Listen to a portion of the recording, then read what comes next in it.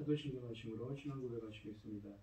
전능하사 천지를 만드신 하나님 아버지를 내가 믿사오며 그 외아들 우리 주 예수 그리스도를 믿사오니 이는 성령으로 잉태하사 동정녀 마리아에게 나시고 본디오 빌라도에게 고난을 받으사 십자가에 못 박혀 죽으시고 장사한 지 사흘 만에 죽은 자 가운데서 다시 살아나시며 하늘에 오르사 전능하신 하나님 우편에 앉아 계시다가 저리로서 산자와 죽은 자를 심판하러 오시리라.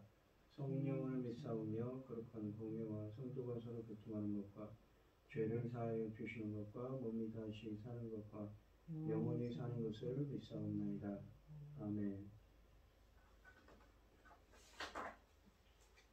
찬송.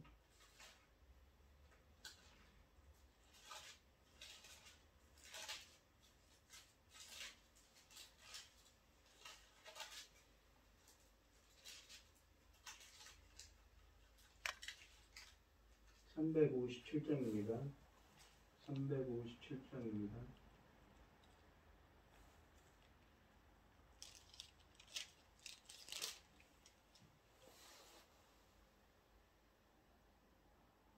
주 믿는 사람 일어나 다 힘을 합하여 이 세상 모든 마귀를 다쳐서 멸하세. 저 앞에 오는 적군을 다 싸워 이겨라. 주 예수 믿는 힘으로 온 세상 이기네. 믿음이 이기네. 믿음이 이기네. 주 예수를 믿음이 온 세상 이기네. 온 인류 마귀 계율로 큰 죄에 빠지니 진리로 길을 띠고서 늘 기도드리세. 참 믿고 의지하면서 겁없이 나갈 때 주 예수 믿는 힘으로 온 세상 이기네. 믿음이 이기네. 믿음이 이기네. 주 예수를 믿음이 온 세상 이기네. 끝까지 이긴 자에게 흰 옷을 입히고 또 영생 복을 주시니 참 기쁜 일일세. 이 어두운 세상 지나서 저 천성 가도록 주 예수 믿는 힘으로 온 세상 이기네. 믿음이 이기네. 믿음이 이기네. 주 예수를 믿음이 온 세상 이기네. 아멘. 오늘 함께 하시는 하나님의 말씀은 여호수아서 14장 1절로 15절입니다. 14장 1절로 15절 말씀입니다. 교독을 하겠습니다. 제가 먼저 읽겠습니다.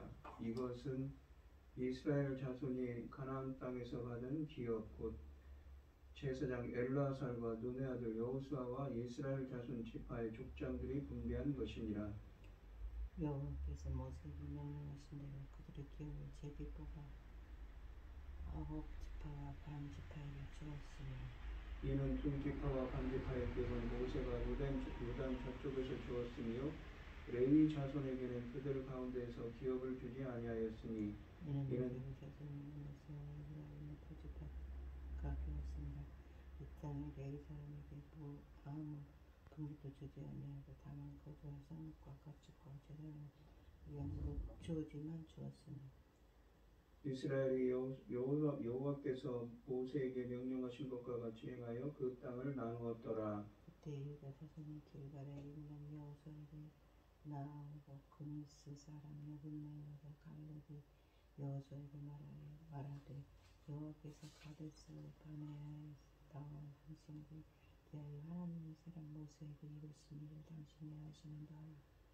내 나이 40세에 여호와의 종 모세가 가데스 바네아에서 나를 보내어 이 땅을 정탐하게 하였으므로 내가 성실한 마음으로 그에게 보고하였고 나와 함께 올라왔던 내 형제들은 백성을 간담을 먹게 하였으나 나는 내 하나님 여호와께 충성하였으므로 그날에 모세가 맹세하여 이르되 네가 네 하나님 여호와께 충성하였은즉 네 발로 밟는 땅은 영원히 너와 네 자손의 기업이 되리라 하였나이다.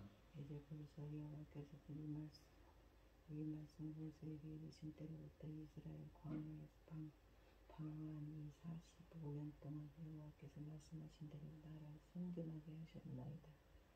오늘 내가 85세로 돼 모세가 나를 보내던 날과 같이 오늘도 내가 여전히 강건하니 내 힘이 그때나 지금이나 같아서 싸움이나 출입에 감당할 수 있으니 그날에 여호와께서 말씀하신 이 산지를 지금 내게 주소서. 당신도 그날에 들으셨거니와 그곳에는 아낙 사람이 있고 그 성읍들은 크고 견고할지라도 여호와께서 나와 함께 하시면 내가 여호와께서 말씀하신 대로 그들을 쫓아내리이다 하니 여호수아가 여분네 아들 갈렙을 위하여 축복하고 헤론을 그에게 주어 기업을 삼게 하며 헤브론이 그니스 사람 여분네 아들 갈렙의 기업이 되어 오늘까지 이르렀으니 이는 그가 이스라엘 하나님 여호와를 온전히 쫓았습니다. 헤브론에 이은 이름은 기랏 아르바라. 아르바는 아낙 사람 가운데서 가장 큰 사람이었더라. 그리고 그 땅에 전쟁이 그쳤더라. 아멘. 오늘 본문 말씀의 제목은 요단 서쪽 땅 분배입니다. 나머지 9지파 반이 이 제비뽑기를 통해 요단 서편 땅을 분배해왔습니다. 갈렙은 나이가 많았음에도 아낙 사람의 산지를 요청하고 헤브론 땅을 기업으로 받습니다. 1절에서 5절 말씀은 요단강 서편 지역의 땅 분배를 기록하고 있는 이 14장부터 19장까지 말씀에 대한 전체적인 소개, 서론의 의미입니다. 13장에 기록된 요단강 동편 지역의 분배는 이미 모세가 한 일입니다. 그러므로 여호수아가 주도한 분배는 이제부터이지요. 1절에 가나안 땅이 여호수아 안에서 언급되는 것은 이곳이 처음입니다.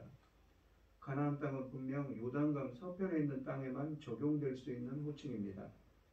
요단강 서편 땅을 분배하는 일은 여호수아가 홀로 하는 일이 아니라 엘르아살 제사장과 각 지파 우두머리들이 함께 했습니다. 이 엘르아살은 아론의 아들이었으며 광야 생활 중 여러 가지 제사장직과 연관된 일을 했던 사람입니다.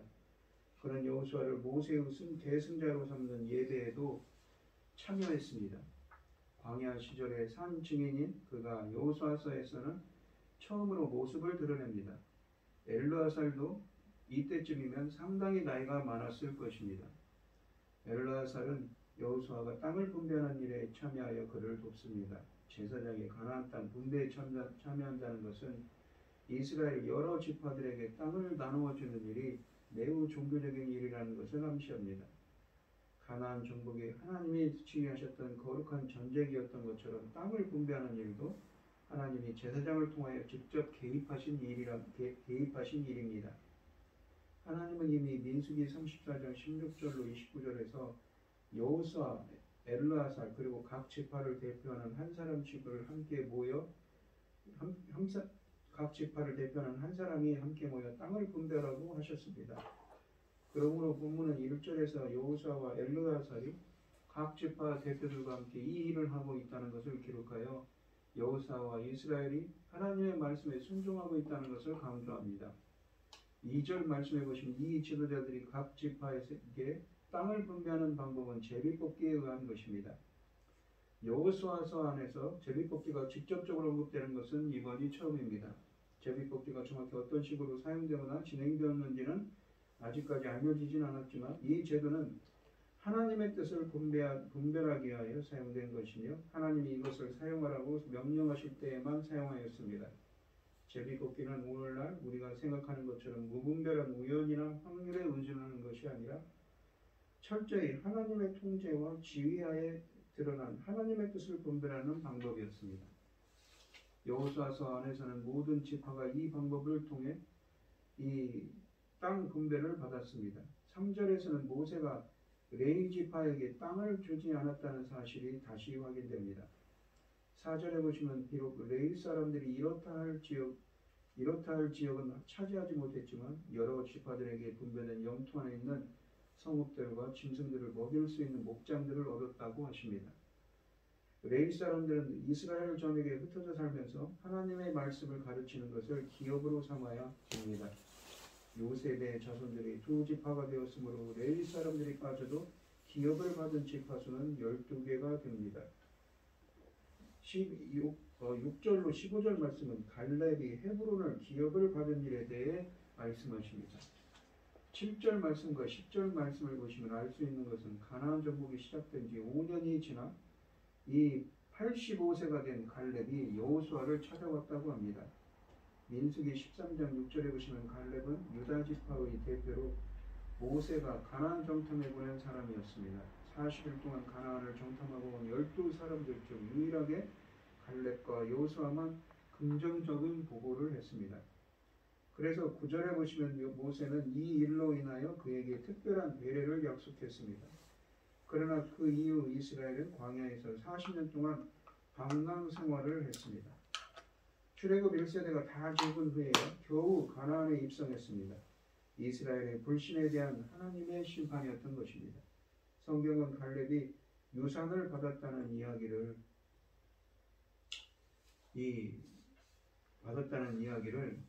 이 여호수아서 14장 6절, 15장 13절 이하, 그리고 사사기 1장 12절로 15절 등 세 차례나 전하고 있습니다.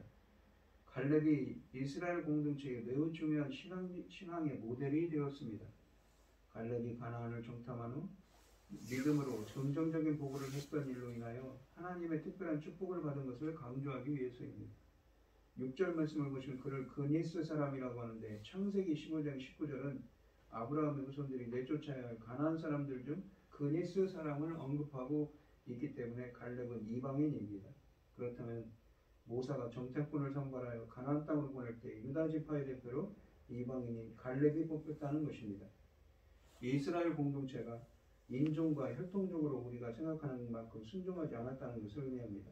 또한 라합과 기브온 사람들이 이미 이스라엘 공동체에 속하게 되었다는 점도 이스라엘이 혈통을 중심으로 형성된 공동체가 아니라 믿음을 중심으로 형성된 공동체라는 사실을 뒷받침합니다.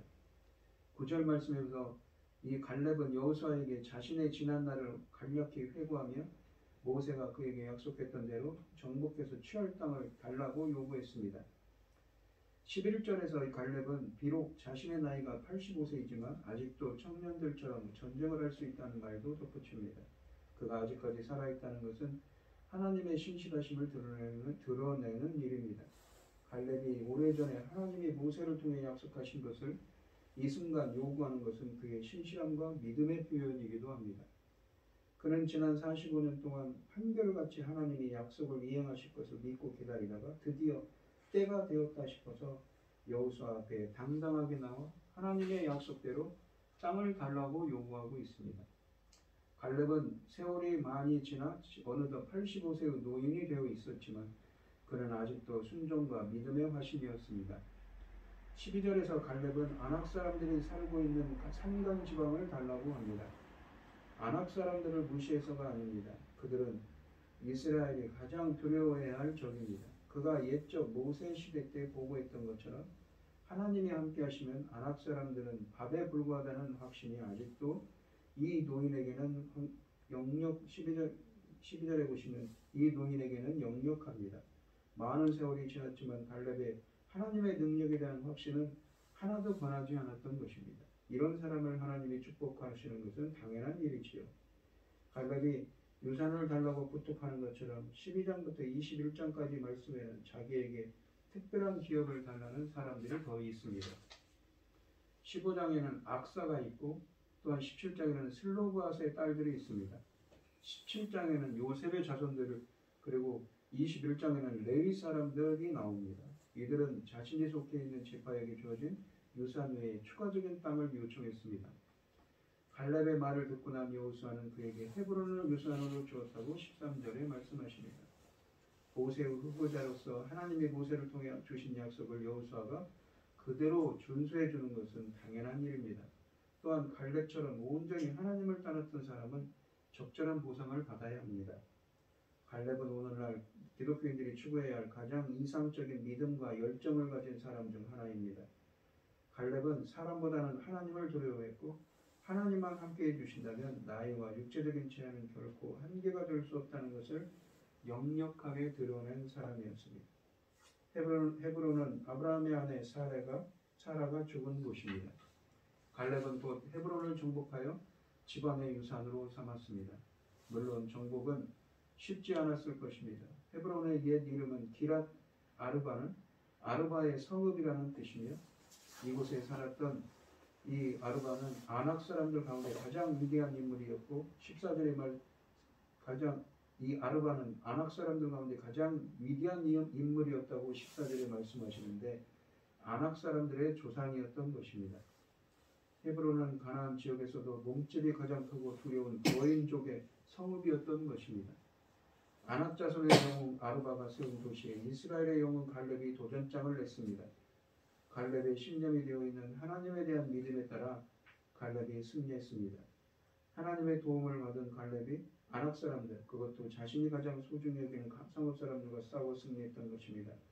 본문은 14절에서 오늘날까지 헤브론은 갈렙의 후손 몫으로 내려오고 있다고 되어 있습니다. 그가 하나님을 충성스럽게 따른 일에 대한 축복이라는 말도 더합니다. 갈렙이 헤브론을 차지하게 된 것은 모든 사람들이 노라고 할 때 홀로 하나님을 의지하고 예수라고 했던 그의 믿음과 신뢰에 대한 보상입니다. 10장 36절 39절과 11장 21절에서 여호수아가 이미 헤브론을 정복했다고 한 적이 있습니다. 게다가 11장 21절은 여호수아가 아낙 자손들에게 이 성읍을 빼앗았다고 합니다. 그렇다면 여기서 다시 갈렙이 헤브론을 받게 된 것은 무엇을 의미하는가요? 11장은 아낙 사람들이 산악지대에서 모두 진멸을 당했다는 점을 강조합니다. 또한 갈렙이 여호수아 앞에 나타나 지역을 요구한 시기는 가나안 정복이 시작된 지 5년이 지난 다음입니다. 반면에 13장 1절은 여호수아가 가나안 정복을 시작한 지 상당한 시간이 흐른 정황을 전제합니다. 그렇다면 갈렙이 기업을 요구하는 이 사건은 아낙 사람들을 진멸시키고 헤브론을 정복했다는 11장의 일보다 먼저 있었던 사건입니다. 두 이야기의 시대적인 순서가 바뀌어 있는 것이지요. 구약성경에서 사건의 시대적 순서가 바뀌어 기록된 예는 종종 찾아볼 수 있는 현상입니다. 오늘 본문 말씀을 보시면 갈렙의 노년이 되었어도 청춘의 믿음으로 행합니다. 그는 하나님의 능력을 믿고 하나님의 약속을 기억했으며 끝까지 하나님께 충성한 사람입니다. 45년 전, 그러니까 40세 때 다른 종착분들이 악평할 때도 그는 하나님의 능력을 믿었기 때문에 믿음의 보고를 했습니다. 이 일로 가나안 땅을 기업으로 받을 것이라는 약속을 얻었습니다. 그리고 이제 85세의 고령이 되었어도 그는 여전히 약속을 기억하고 담대하게 아낙 자손의 산지를 요구하고 있습니다. 그는 믿음은 예나 지금이나 그렇지 않고 하나님을 향한 열정과 충성하는 마음이 여전합니다.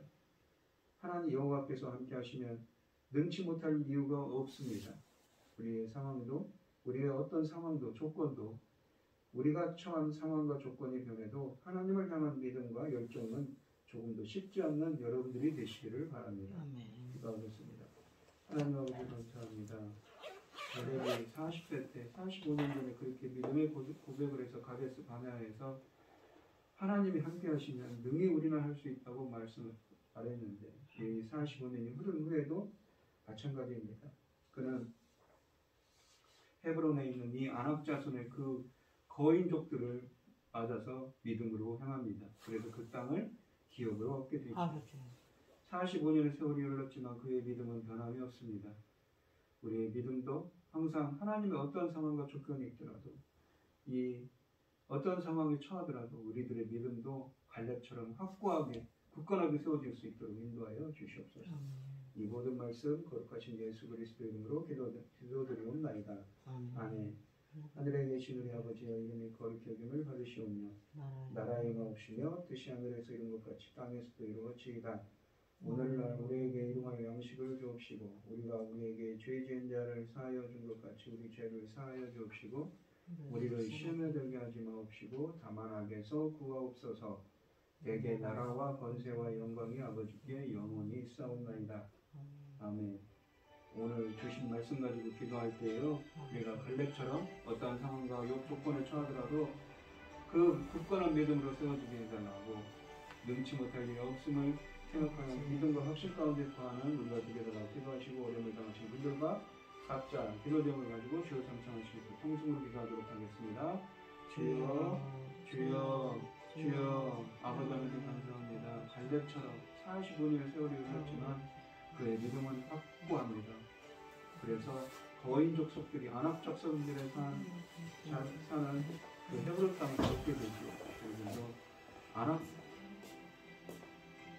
갈렙처럼 그 확고한 믿음을 가질 수 있도록 주님 붙들어 주시고 함께하여 주시옵소서. 공부하여 주시옵소서.